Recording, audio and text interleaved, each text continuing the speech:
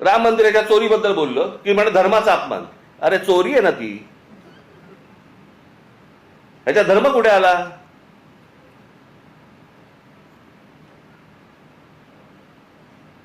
बरं, त्या मंदिराबद्दल आम्हालाही आस्था आहे, प्रत्येक हिंदूला आस्था असेल. तिथे ज्या वेळेला 1400 कोटी रुपये ज्यावेळेला चोरले जातात, काहीही म्हणजे किती पडदा किती असावा यांच्या समोर. म्हणे वक्फ बोर्डामध्ये ज्या वेळेला म्हणे तिकडे चोऱ्या झाल्या त्याच्याबद्दल तुम्ही नाही बोलणार. आम्हाला काय देणं घेणं?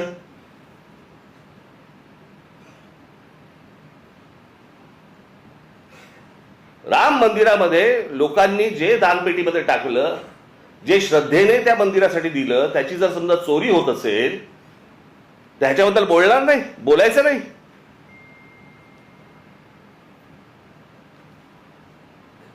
काल ते कोणतरी होसबळे का कोणतरी आहेत ते म्हणे धर्मविरोधी जी लोक आहेत ते म्हणे पसरवतात. आम्ही धर्मविरोधी? हा देश काय धर्मविरोधी आहे? तुमच्याकडे राम मंदिरामध्ये लोकांनी श्रद्धेने दिलेल्या गोष्टींची चोरी होते आणि हे सांगणारं कोण होतं? हे बोलणारं कोण होतं? भारतीय जनता पक्षाचा खासदारच पहिलं बोलला की राम मंदिरात चोरी झाली म्हणून. आम्ही बोललो? हा देश बोलला? इतर राजकीय पक्षाची कोणी लोक होते ट्रस्टी म्हणून, तिथे ट्रस्टी कोण आहेत?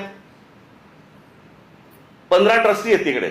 15 ट्रस्टी पैकी त्यातले जवळपास 12 हे केंद्र सरकार नेमतं आणि त्या 12 पैकी केंद्र सरकारने जी नेमलेली माणसं आहेत ती RSS शी संबंधित आहेत, विश्व हिंदू परिषदेशी संबंधित आहेत, भाजपशी संबंधित आहेत, बाकी कोणीच नाहीये. केंद्र सरकार आणि राज्य सरकार नेमलेले IAS अधिकारी आहेत. तिथे जर 1400 कोटी, आत्ता 1400 कोटीचा आकडा आलाय, मुळात कितीची चोरी झाली माहिती नाही आपल्याला.